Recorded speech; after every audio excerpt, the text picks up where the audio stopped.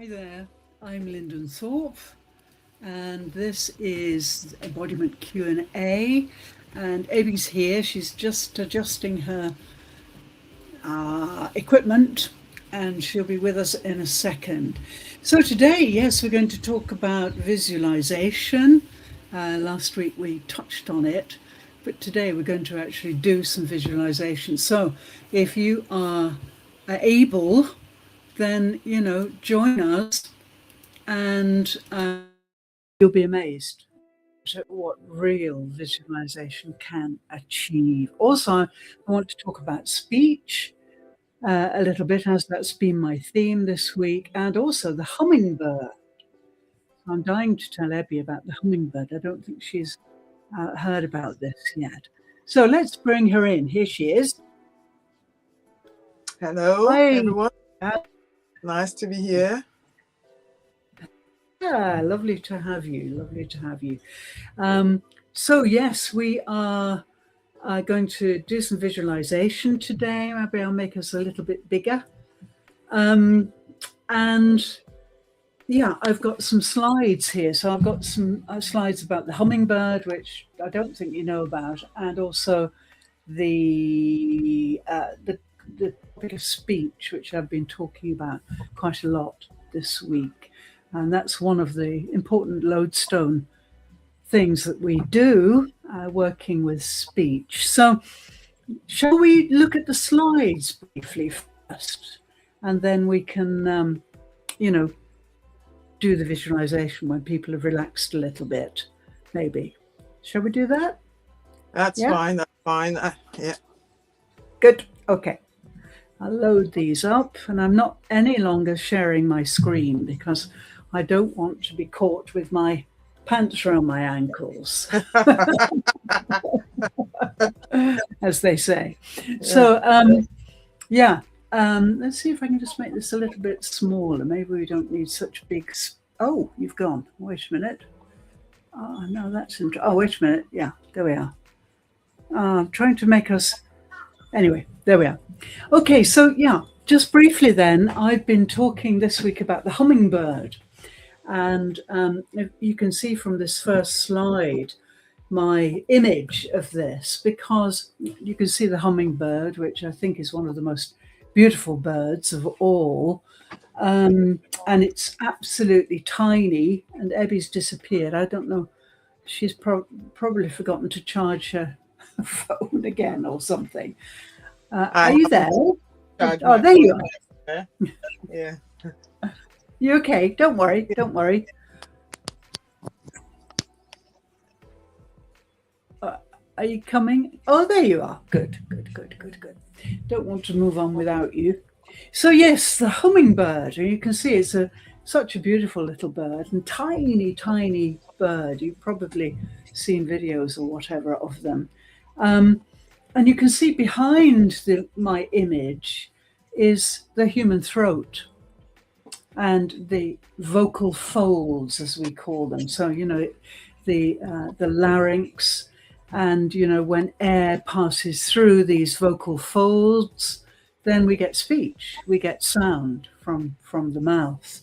So the idea is that the hummingbird is a wonderful way to control your speech. Let me go on a little further. So, yeah, speech is important. People depend on it so much. Now, we've talked in the past about not depending on it and rather looking at the non-verbal communication behind the speech, which gives you a better picture of the person.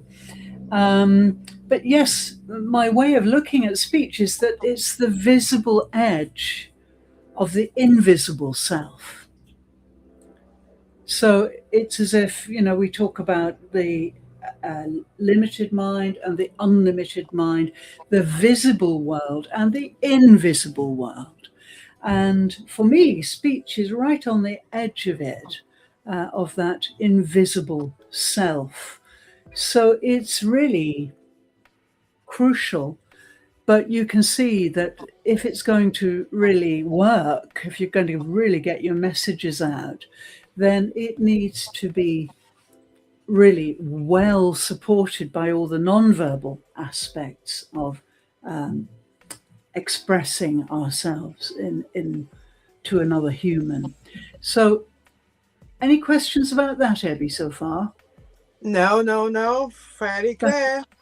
That's all right. Right. Yep.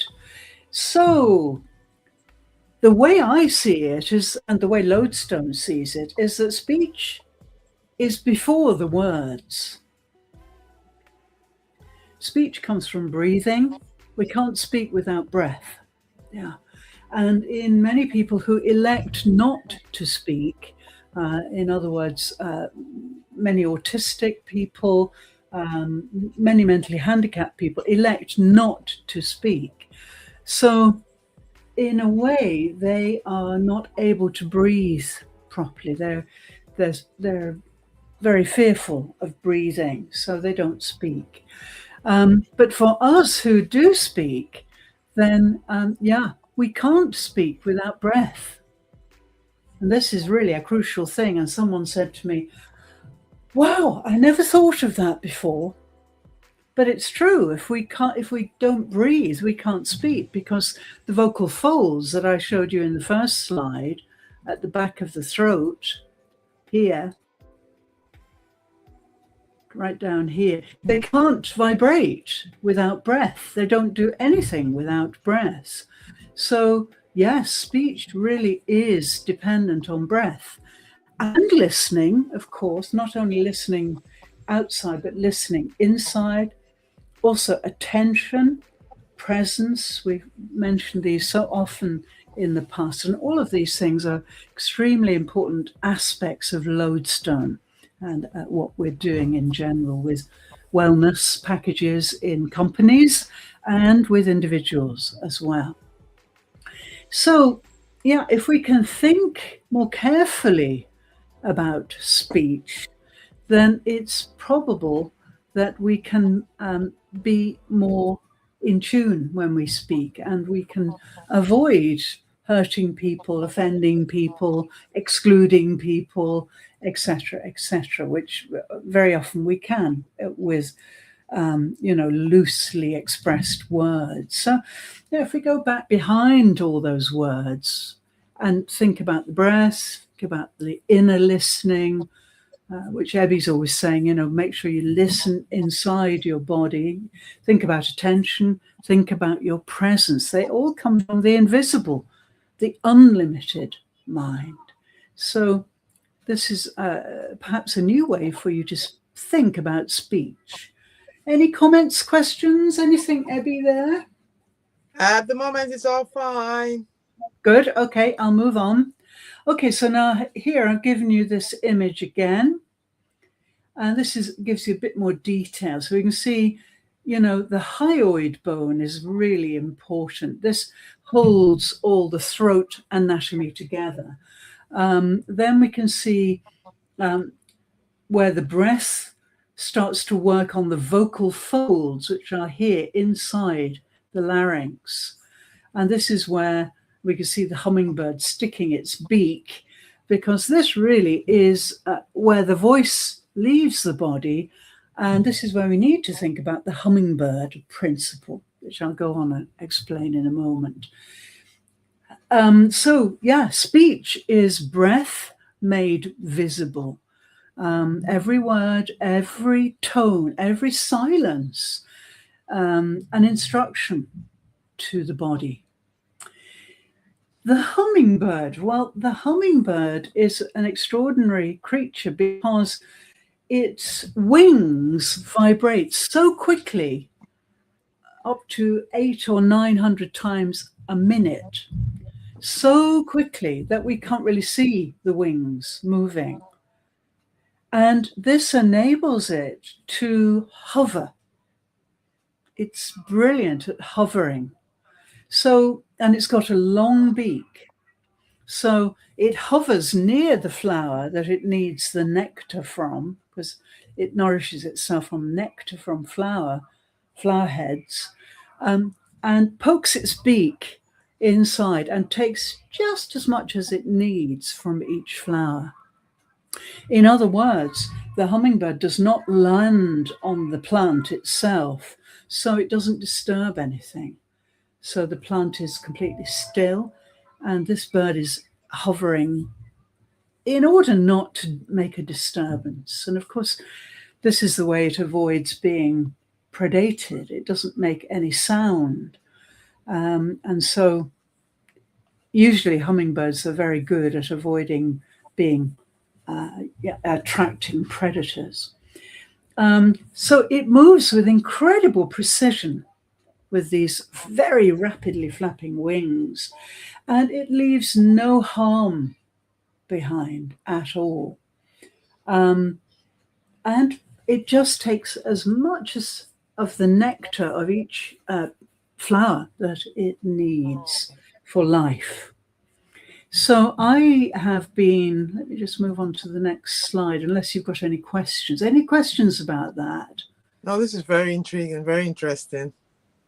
Yeah, good. Okay, we'll talk about it a bit later. So yeah, if you can kind of get this image into your mind, and then a bit more detail here.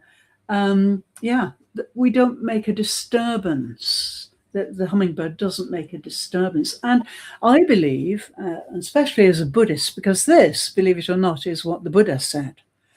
Be like the hummingbird. Take what you need and no more from life, and don't disturb anything. I've lived most of my life with this image, which leads me to be self-dependent, and I try not to disturb anybody or anything, especially with my speech. For me, it's a wonderful principle to live by. And this may be interesting for you too. So we need breath to speak. Vibration will come from the breath, and then we need the sound, and then the meaning, and then the impact. So it's a much longer journey than most people imagine. And of course, we have situations where people speak without thinking and upset people, even estrange people, In the Buddhist way of thinking, we should never do that. It's not what we call right speech. So, my whole life really has been lived trying to abide by this principle. So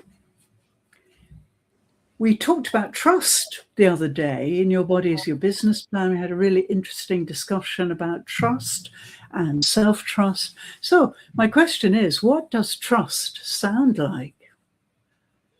How do we recognize it and its absence? What does trust sound like? Yeah, I can feel. I suppose it's what does it sound like to you? To me, it's I hear kind of like music, like you had the thing with music the other day with Margaret. With Margaret, yeah. Yeah. For me, music always comes to mind when I feel peace. So what does it sound like? As soon as you ask that question, in my mind's ear, I'd hear music. How do I feel about it?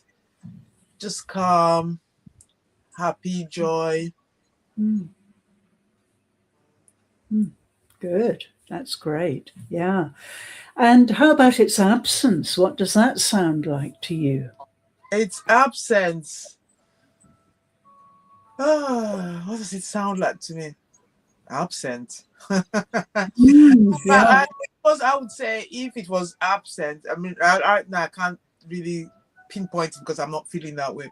But in my head, I can think I would feel it would be like chaos, confusion, unrest, stress to my body, uneasiness, confusion. Yes. Yeah. Yes, I agree. Yeah, this kind of dark sound, this kind of uh, kind of stuttering darkness. That's how I kind of see it. It's like this real, almost we're guarding ourselves. You see, we don't want to get involved with someone who is not trustworthy, and so for me, it's a kind of step back and a refusal to be close. And it sounds, yeah, a bit fearful, a little bit dark, a little bit like a storm approaching or something like that. You know, that dark kind of sulfurous light when there's a storm on the horizon. To me, it sounds a bit like that, a rumbling sound. Interesting, isn't it? Okay, good. So, yeah, moving on. Yeah, and then I started to think about organizational culture and architecture, and governance. These things are so important now to companies and organizations, corporations. So I began to think about, well, what do they sound like? What kind of speak do they have? And of course, when we think about culture, culture really has a strong voice, I think. Meetings also, if they're properly organized, I think they can be very powerful. And maybe I'd say, yes, leadership has a strong voice. Good leadership has a strong voice. What do you think? True. So good leadership, no blame culture, non-judgment, forward thinking, solutions, opportunities as opposed to mistakes. Some mistakes seen as opportunities and a process of learning. Yeah, good. Yeah, absolutely. So, yeah, if we think of speech in many other ways, like the diamond of speech, just turning the diamond and looking at all the facets, then we can see that most things in our lives have some kind of voice, a kind of vocal presence. And of course, in culture, we can see all the formulaic speech, for example, in Japan, don't upset harmony. It's a really strong one here. So people do extraordinary things. So they don't contact you because they feel they're going to be a burden, or they've contacted you too much. They're really so keen not to upset the harmony and the atmosphere around the relationship. So yes, certainly in Japan, I would say culture has a very, very strong voice. And maybe you can find similarities with your home culture, Nigeria. Maybe, can you? No, I don't know, because I don't really have a Nigerian culture myself. My culture is mixed of many cultures. So it gets a bit confusing there. So I need to find culture within me. And then also culture of so in an organization, what's the culture? Like you said, culture is so important. So what's the organizational culture? Because each organization has their own culture. Is it a culture where people feel safe to speak? So in meetings, are they feeling safe that they're not going to be judged in that meeting? Are they not going to be ridiculed? Are they not going to be so are they feeling safe to speak in terms of speech for the culture? So is there going to be a gagging of their thyroid gland? So I had thyroid issues, and one of the things I discovered with my thyroid issues was I had the inability to express myself in terms of speech. So I chose not so bad as some people, but I did choose when I was a child not to speak or not to be heard, because I felt judged for speaking. And I felt judged not by older people, I felt judged by my peers, so children, the other children. because when I was young, I had a very strong English accent. And so that was very unusual for growing up in Nigeria at the time. And so each time I opened my mouth, the children were excited and they came round and they wanted to hear me talk because I was so different from everybody else. But I didn't realize that as a child. As a child, I thought I was being ridiculed, and I thought because they laughed and they fell over and they would say, "Oh, they want to come see me." So I made a choice not to, and so I was very quiet and very yeah. So I think safety with speech is so important, and like you said, the breathing helps us to think so that we're not hurting other people in our speech too, because the speech also brings out words that are vibrational, that also have energetic effects on yourself and other people. So speech, as I'm talking about it, I'm really realizing the power of speech and how we should be careful with our speak. Yeah. Very interesting subject. Yeah. Yes, I think it is, isn't it? And I think also we've got to remember that any sound that we create, and maybe you really got this when you were a child, any sound you create is permanent. You know, sound is once you release it, isn't it? Once you release that is so true. So when we speak and the speak is negative, we have to remember that we're setting something emotion out there. That is so, I never really, I knew it in my head, but it never really landed, and it just landed now. Thank you for that. Sorry. My pleasure. Yeah, it's so important. And we can never take those words back. I don't know about you, but maybe I've occasionally said things that I regretted a little bit. And that may be because the circumstances had changed and so on. But it's too late. You can't take it back. And even if you apologize wildly, it leaves a stain on that person, which fades with time, I know. But yes, that's why it's so important to be so precise. Just like the hummingbird, that precision of the wing flapping makes the hummingbird so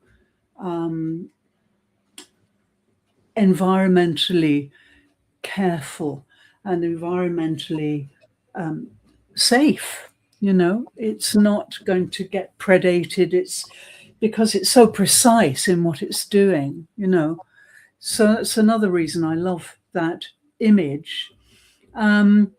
And so, I think right speech, as Buddhists call it, is one of the first huge lessons. And that's why Buddhists have a reputation for being silent, sitting for months in silence in monasteries and so on.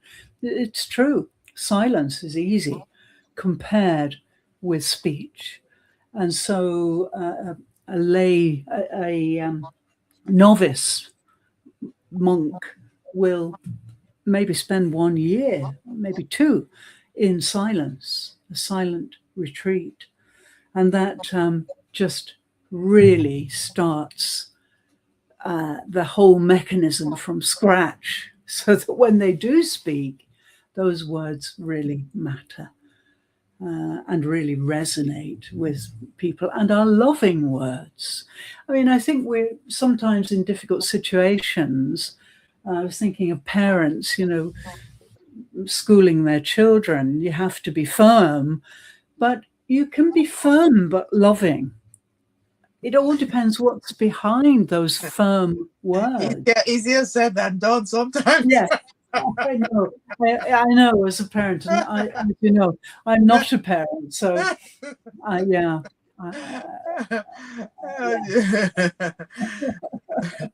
But yes, you get my meaning. Yes. So yes, let's move on, and then we can. So yeah, integrity is a word I often use with speech.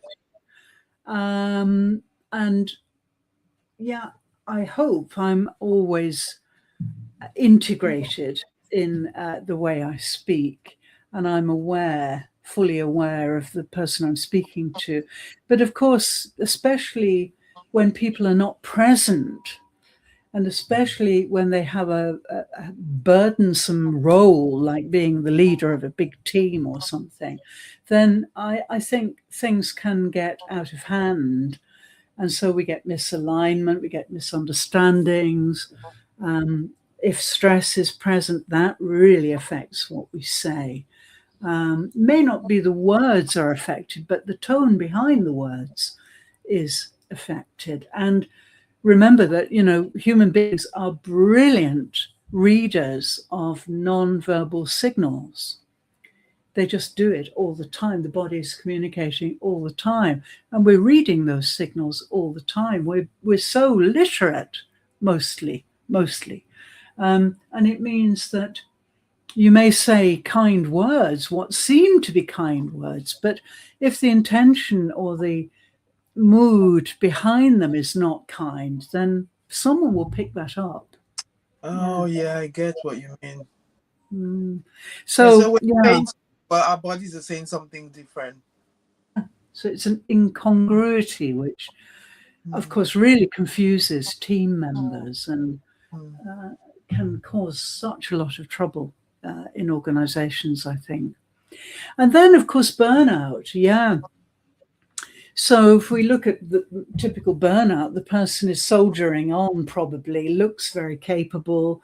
Only a specialist could really say, well, there's something else going on behind this performance, And so in that situation, the words may be good and perfect and the presentation super and duper and so on, but the atmosphere and the intention behind those words might not be congruent, and somebody will pick that up. There are, of course, among a human audience, there are some people who are acutely sensitive to these kind of subtle signals and other people who are not, because they're not present, they're not focused, but there are people who are always in receipt of such signals, and so somebody will detect that probably. And then, of course, disconnection. If you're disconnected from who you are, how can you be integrated? How can you speak with integrity? You're speaking from a kind of imaginary place, you're not connected. So somebody else is doing the speaking. Maybe social voices, maybe parents' words when you were younger. Those are the words coming out. The script is not authentic. So that's another thing that Lodestone deals with very efficiently, especially with the 30-minute recalibration. We can work on that speech element. And it's usually the first thing I do when I meet a new client. I ask them to make a 2-minute audio file, just speaking about anything, nothing in particular, and then I really listen to that, and I can gauge their physical constellation and where there may be stress and tension and holding and even pain and injury, whatever. So everything comes through the voice, and if you can really read the vocal signals, as I can, then you can see what the problem is, even though the words might be great, So I think this is really important for these situations in which we're finding so many people who are disconnected and so many problems happening through misunderstanding and misappropriation, etc. So it is so important. Any other comments there? No, that's clear enough. I'm particularly interested in the integrity of speech. That's misalignment, stress, burnout, disconnection. Yeah. So, So yes, if we think about the limited mind interpreting, which is what the limited mind does, it will hear something and then interpret it in your particular style. But because when I think about the word integrity, I'm thinking more about trust. Yeah, as opposed to relating it to speech, which is it's a big thing, and it's all connected, isn't it? And I'm getting to see the connection. And for the I don't want to use the word issues, but the challenges organizations have and even individuals have now with the increased burnout and increased stress and disconnection and misalignment, understanding the connection of speech and the importance of speech, and how, because a lot of us, we have used words that we've regretted, but being able to think and breathe before we bring out the speech is so helpful, especially if you're a leader. So if you're saying something that's negative to somebody who's working under you, that can really bring that person down, so they're not as productive. So they might leave, or they might not be present within the organization. So the organization is in turn losing us. So we're all connected. So what we do to each other is so important, and we need to understand, not only is it important to yourself, because obviously if you're harming somebody through your speech, you might not realize that you're actually harming yourself. So good point. Yes, I mean, if you think about someone who is not sensitive in the way they speak, they may be oblivious to it. And in fact, I've met quite a few people recently who've been so shocked that somebody was upset about something they said. So if you're not connected, yes, you may be totally unaware of how you're hurting people or how you're damaging perceptions of a project or whatever. So it really is beholden to each of us to go back to self, to go back to balancing ourselves. And of course, that's what Lodestone does primarily with its 30-day program. And that represents huge commitment to, yes, I know I'm insensitive. Yes, I know I'm not properly connected to my authentic self. Yes, I know I'm not present. And so people commit to a daily practice. And as you know, within 30 days, they are really starting to reconnect with their authentic self and can start to relax a little bit, I think one thing also we need to remember is, like you've just mentioned, and that just popped into my head, is the awareness, because I think we tend to attribute blame to something external, so somebody else, in terms of when things are going wrong. And I think the first port of call is to go within to see if we can make changes because in terms of rapport, people tend to reflect. So if you're being aggressive to somebody, you might think the person's being aggressive to you, but what are you doing? Because people tend to reflect what you're doing. You understand? I don't remember the correct word in NLP, but so when you're talking to somebody and the person's aggressive back to you, I think the first part of call is to look at how you're approaching it, because if you're being defensive in the way you're speaking to that person, and maybe that person is just reflecting your behavior back to you, but you think they're being aggressive to you. So I think the first is, as with everything starts with you. Absolutely. And yes, mentioning NLP, that's where for me NLP doesn't quite meet the thing, because of course the NLP strategy is to meet people at their worlds. So if someone's aggressive, then NLP says be aggressive, speak the same language, So for me that's a huge No. We're going off track altogether, you know. And this is the very kind of masculine NLP model. It's a very masculine model, and for me, that never worked, you know. So yes, come back to yourself. And yesterday, something happened yesterday, which I'll just tell you about briefly. Someone I know was having technical problems, and I know this person quite well. And so she contacted me and said, can you help me with this? So I listened to the problem, and then I made a comment, and I said, let's start from this place, and I'll explain. And she said, no, I know that. I can do that. And her tone was so interesting because it was really aggressive, and she's not at all an aggressive person. And so I could hear tension there. And in fact, she is a technophobe. Every time she touches the computer, something goes wrong. You know, she doesn't seem to be able to, there's some, you know, real kind of bogeyman in there stopping her from succeeding with the computer. She's always having trouble.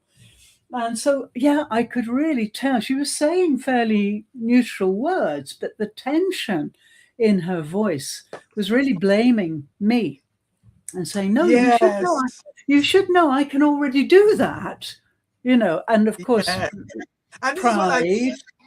This is what I mean. So if you were not so aware, you would probably react to that stress and be stressed too. And then she might think, oh, you're attacking me. Yes, so, yes, that's right. That's it. This is how these things get started, you know. They're kind of a spark to start the fire, you know. So, yes, I think it's really good exercise to, when you've got time, to just listen to people speaking, maybe on a podcast or whatever, and just listen to their tone.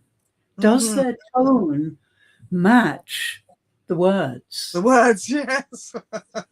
And for me, very often, no, the tone does not match. And so there is this incongruity there, which really confuses the message, I think. Yes.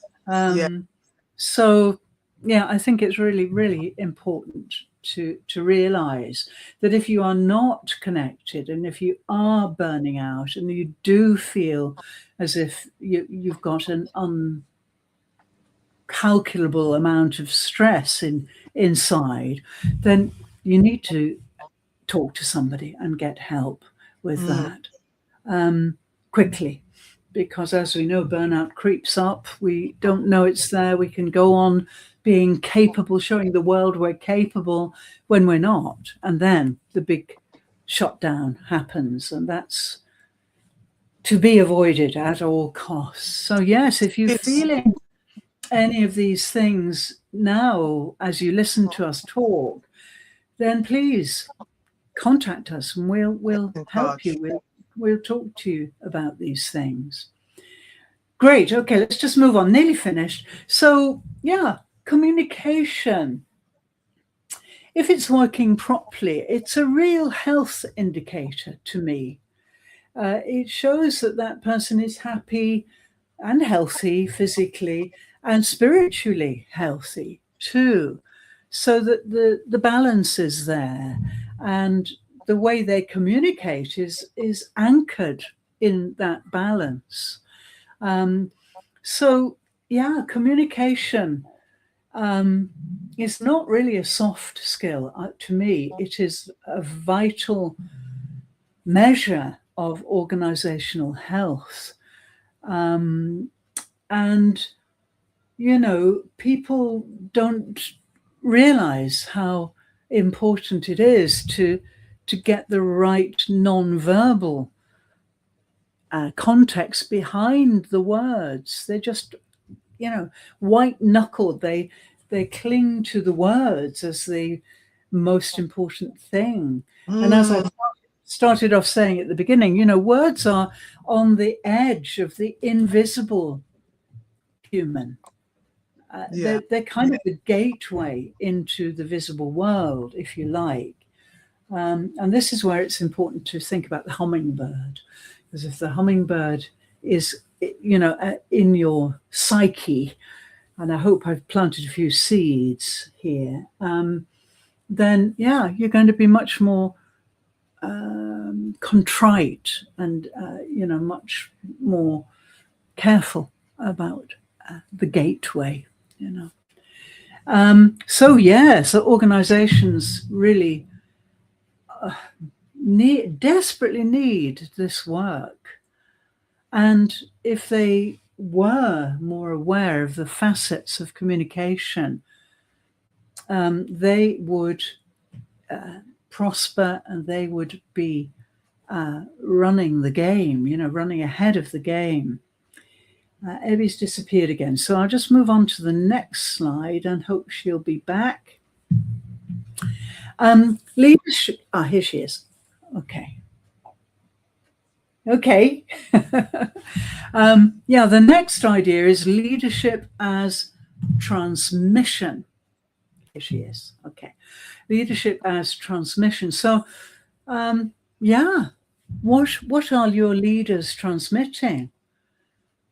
Remembering that we are constantly transmitting from the body trust, fear, clarity, confusion, this level of communication is something that all leaders need help with, I think. And as we power into the digital era so rapidly, with AI as well to take care of, then there's a lot of confusion, a lot of fear around, a lot of lack of clarity around, I think. Any comments there? I think, as you mentioned the AI thing, there's so many people who and I remember we had this when the computer age was coming in, the same sort of thing where people thought, I'm not going to have a job. People were just so scared that the computer was going to take over. Which the thing is that it just changes things. It doesn't really take over. So with AI coming, there's a lot of fear again, where people are thinking, we're not going to have a job. It's going to replace me. Yeah, it will replace some things that you're probably doing. So I think the trick is to embrace it. And that's the thing, because it's going to happen whether we like it or not. So there's no point running away from it. So having that trust. And so I think there's a lot of fear. People are lacking trust. But again, like we spoke about trust in self starts. And once you have that trust in self, you're able to then trust what's happening on the external. So with other people, with other things that are happening. But everything I just find comes back to self. And that's why I wrote the book about reclaiming your worth. And that's all about self-trust. It's just so important. It's like one of the foundations of who we are. And if we want to find peace and wealth, peace and happiness, peace and health, peace and anything, it has to come back to you. Because otherwise, something happens. Like this happened, was it in 2000, just before 2000? And I remember everyone was like chaotic. We're not going to have jobs. Computers going to take away jobs. And exactly the same thing is happening again. But we've forgotten that we've gone through this before. And people have probably gone through that even before. So this is happening in every generation. And like somebody said, there's two sure things that will happen: are change and death. That you can't avoid that. So we just have to go relax, go with it as opposed to fight it. Because when you fight it, it's more distressing for you. So peace within starts with you, trust within helps with your clarity, helps with your fear, helps with your transmission. Oh, sorry, your confusion helps with leaders transmitting.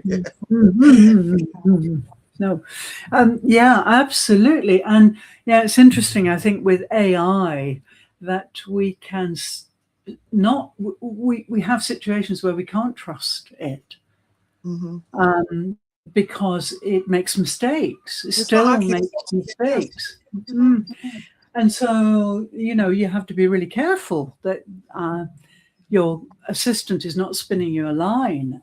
My Juniper used to do this a lot. She used to make lots of mistakes, but I've beaten her up so many times that she is much more precise, and I always check. Juniper, It says at the bottom. It does tell you yes, at the yes, it does. Because it's got all the information, but it cannot replace you. And I think people No. need to start believing that it cannot replace you, because it doesn't have the emotions. It doesn't No. have so many things, so it can't replace you. And you always have to check, because it feeds you the wrong information. And people say it might get perfect. I don't know. You know, it just pulls on information. And sometimes it pulls on other people's information within the system, so it confuses yourself, and then so it cannot. And I think people have to trust themselves to understand that you cannot be replaced. You are unique, so use it to your advantage. Yes, As opposed to being afraid of it. Yes, I totally agree. But yes, I think you've put your finger on something there. I think people who resist AI are maybe lacking in self-trust. You know, maybe they're not connected, and they really don't feel they're in a position to you know, put themselves in the hands of AI, you know, if you see what I mean. But yeah, I mean, you can really teach trust to your AI assistant. So I have so many times over the last 2 years, I have told my assistant that I want this double checked, because I'm, you know, there may be mistakes and it has to be right. So now, yeah, automatically my Juniper double checks. And she says, oh, okay, Linden, I'm just going to double check this before I really hand it over to you. Now I've put that in her protocol, and that's what she does. Yeah. So it's great. Yeah, I've got a double. But at the same time, you still have to check. So I think the lack of what we're talking about, speech, shows the lack of trust. You've got trust here. Fear, what leaders are transmitting in terms of trust, fear, clarity, and confusion. Yes, what are they transmitting? Are they aware of what they're transmitting? Are they aware of what's going on internally in terms of their bodies? Because that would dictate the company culture. The leaders can dictate the company culture. So, Yes. So true. Yes. So, you know, I hope we can go on and talk about this in Peace and Wealth on Saturday. Yeah. We can continue with that. So the last one, I think this is the last slide: body, mind, spirit, speech. So that's the flow diagram. That's the lodestone flow diagram, if you like. So come back to body, down into your unlimited mind, down into your human spirit, and then you can really start to be secure about what you say and what actually leaves your mouth into the visible world.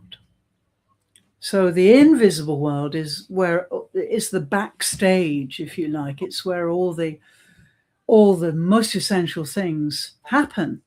But we focus on the bit outside, you know, which confounds me. I don't know why this has become such a problem. But it is a very big problem in today's world, I think. So we need to go inside, and we need to go and look behind the scenes, and we have to work on that, all of that, before we can be truly confident in our speech falling on the right conditions, you know, falling on the right ears and so on. So I think that maybe that will stay with you: body, mind, unlimited mind, spirit, and then speech becomes so important. Now, these are the 4 pillars really of lodestone, and I've now more or less finished the speech pillar. So I'll be talking more about that in the future. So yeah, simple question might be, how does speech change when it arises from the whole person? I think that's a nice thought to actually people to ponder on. How does my speech change when it arises on the whole of me? Yeah, and yes, because from what you've talked within the last 45 minutes, it's amazing how we need that process. And I know it's difficult in the beginning because, especially without help. So with help with lodestone, I guess you can get that help, but it can be difficult making it a part of you. But I think it's so important, and maybe because we can't change the world, but you can change the world by changing you and starting with you, because you don't know the effects that you have from your speech and how you come across. Because if it's not congruent with the way your spirit and your unlimited mind and your body is, then people can feel that, can't they? So the message is not getting right to the person. Whereas if it's all congruent, they might get it in their own way that will be positive for them, even though intellectually they might misunderstand, but they will probably get it in the end. Yes, very, very important. Super. Okay, well, we'll stop there because we just got a few minutes left to do a visualization. I'm sorry I've taken up a little bit more time than I thought I would, but anyway, it's all good, I think. Okay, so let's do a dynamic visualization, and Abby will be our model. And so, yes, out there, LinkedIn members and YouTubers, I ask you to lower your eyelids. Now, Abby doesn't like this, but I'm learning. I do like it because I think it's getting used to it. It's effective, yeah. It's just difficult because I wasn't used to it, but yeah, I'm getting there. So yeah, just to allow your eyelids to soften and just shield out, just block out the visual. So just look down at the end of your nose, or maybe down at your table or something like that. If you're sitting, down at your feet if you're standing. And yeah, let's go in. So today I'm going to take you to the beach. The beach is really one of the most wonderful places one can spend time. And I do a beach meditation at least 2 or 3 times a day. So it really takes me away from all my limited mind concerns. So let's start off by making sure we're sitting or standing comfortably, and we're going to use gravity.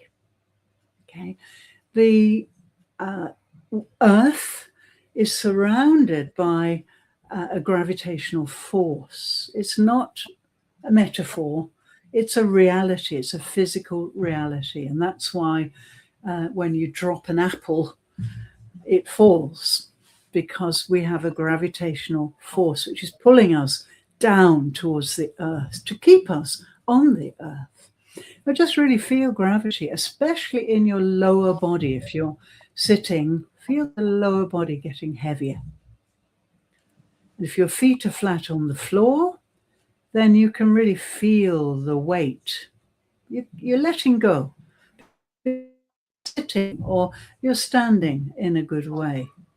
But just let go of that heaviness and enjoy it, because it will make you feel very safe.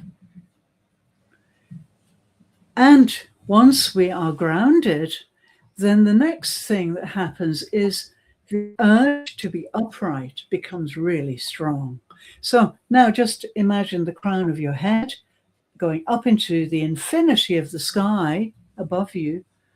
And so we have the best of both worlds. We are grounded by the gravitational force of the earth, and by letting go of it, letting go of our bodies to be embraced by the earth.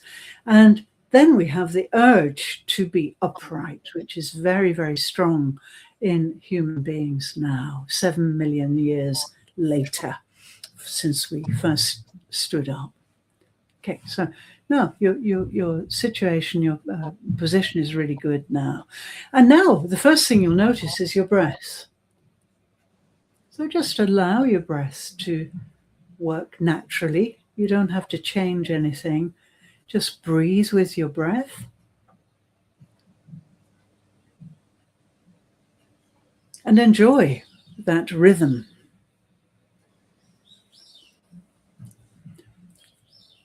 And so your spine is really lengthening, your breath is really slowing down, and you're really enjoying each breath. And you feel that your whole body is aware, from the tips of your toes to the crown of your head.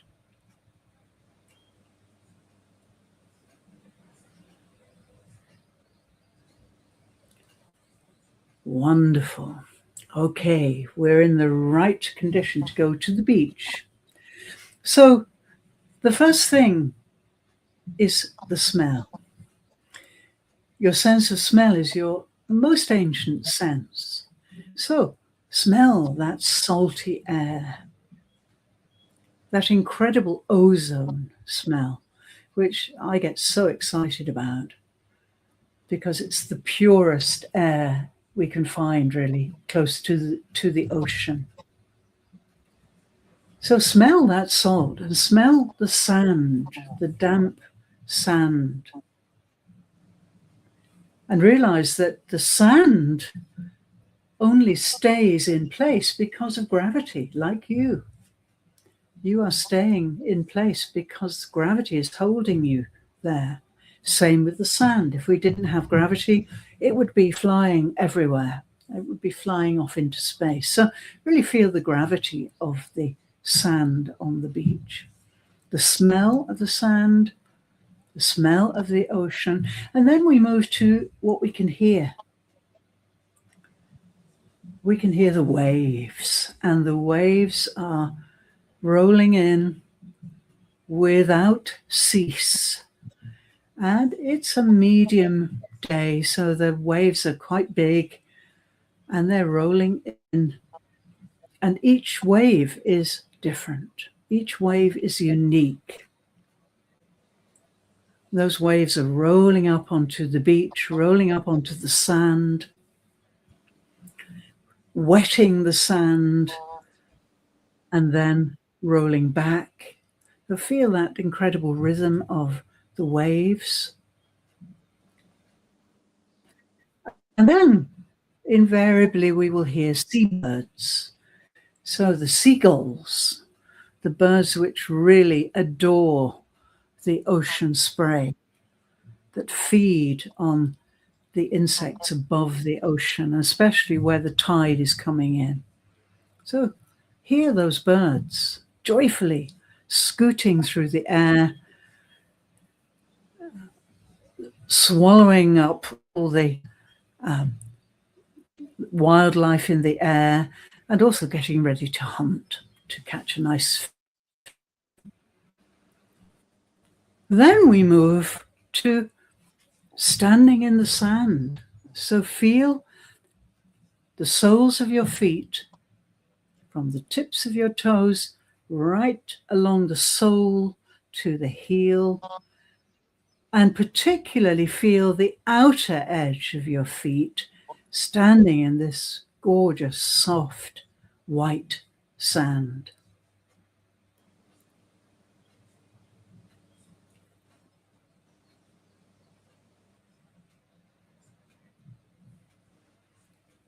And then finally, the colors.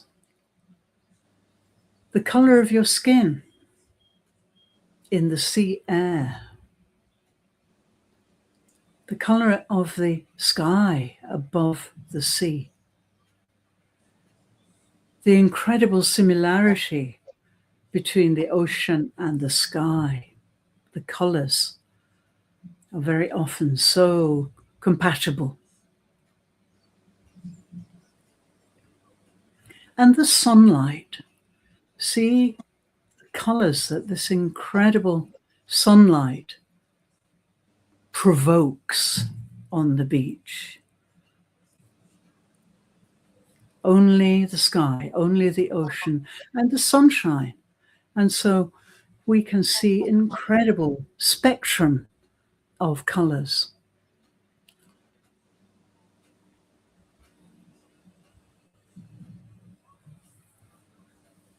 Wonderful. And now take a step. Take a very elegant, slow step forwards. And again, feel the softness of the sand beneath the sole of your foot. And then move the other foot forward to align with it. And once more, feel both feet now sinking into this gorgeous, damp, warm, fragrant sand.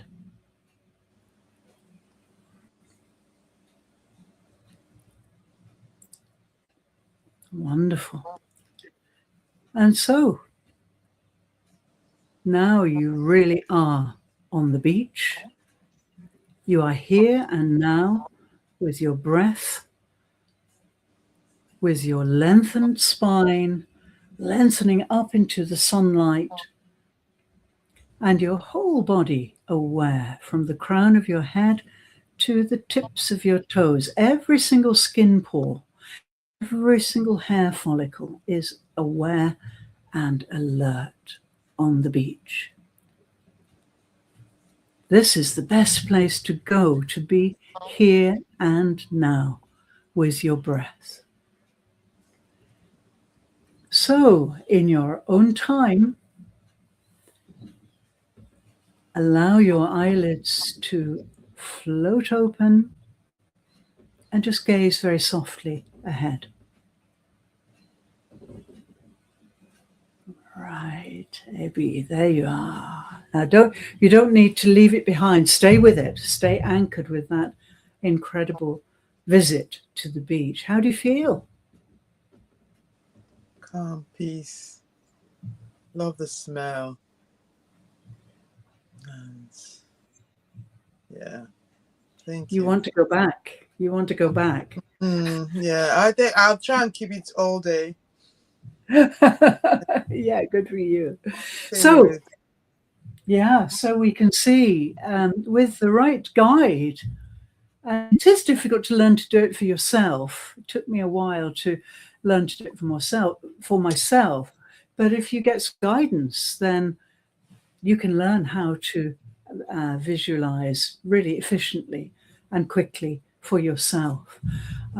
So, yes, contact us if you'd like some help with this. And you can see Ebby's smiling. She's softened, really softened around the face.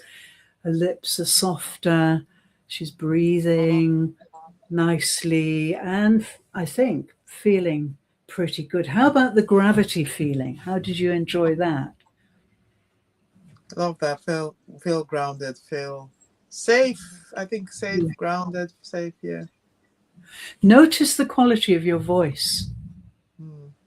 Everybody, notice the quality of her voice. It's much deeper, much richer. The vibrations are much deeper. Yeah, transformed in 6 minutes. That took 6 minutes. Amazing, isn't it? This is where we need to be all the time, here and now. Yeah. Of course, we have to work and we have to get out into life, but we can do this anytime, anywhere, if we learn how. So I'm thinking we should create some visualization training and invite people along to learn how to do it. And this, like embodiment, is something you can't really learn from a book. I've read lots of people's attempts at describing how to do this, but you can't do it from that two-dimensional description. You know, you have to experience it. And once you've experienced it, you want to go back. You want to do it all the time. And so, yeah, visualization needs the experience before you can become your own best visualization guide.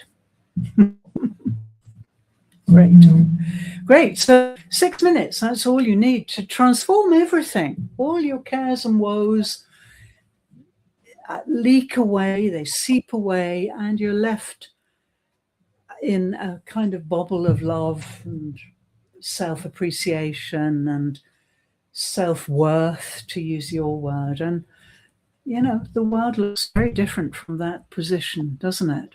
Mm-hmm. Great. Good. Any parting words? We'll have to let people go now because the weekend is beginning for everyone. Any parting words, Ebby?